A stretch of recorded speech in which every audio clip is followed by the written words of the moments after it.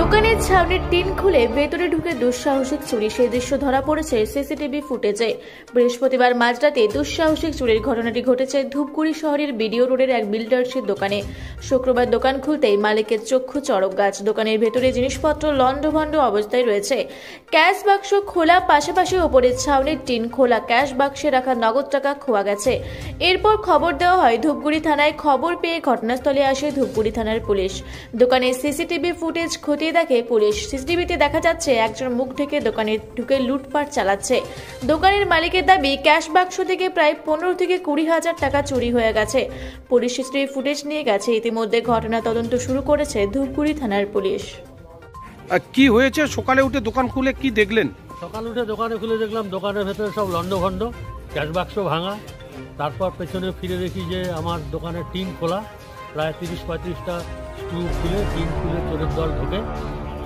একজন চোরকে CC camera ফুটেজে দেখতে পেলাম।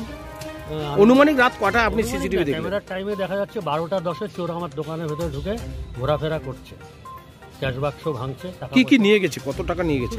নগদ টাকাই নিয়ে গেছে। কত টাকা? 20,000 টাকা। 15 থেকে 20,000। কি বলবেন এই যে চোররা দিন দিন কিন্তু চোরের উপদ্রব বাড়ছে? বিভিন্ন সংবাদপত্র এবং সব জায়গাতেও দেখতে পাচ্ছি প্রচুর চুরি হচ্ছে সব দিকে।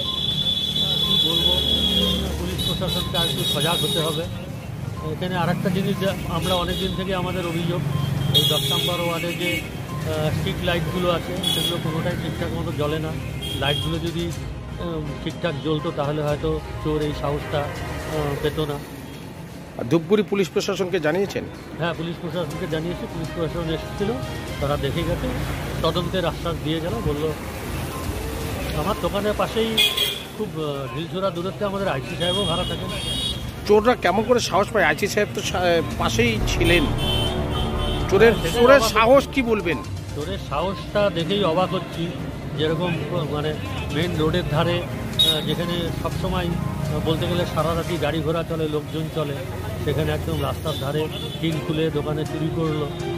ভবিষ্যতে এটা নিয়ে খুব দুশ্চিন্তায় আছি। আপনার নাম? আমার নাম ভাস্কর দে, অধ্যায় ভিডিও রোড। জলপাইগুড়ি থেকে কনক অধিকারীর রিপোর্ট, রূপসী বাংলা মিডিয়া। পুরুলিয়া শহরে এখন স্বল্প খরচে উন্নত ও অত্যাধুনিক চিকিৎসা পরিষেবা বর্দান হসপিটালে।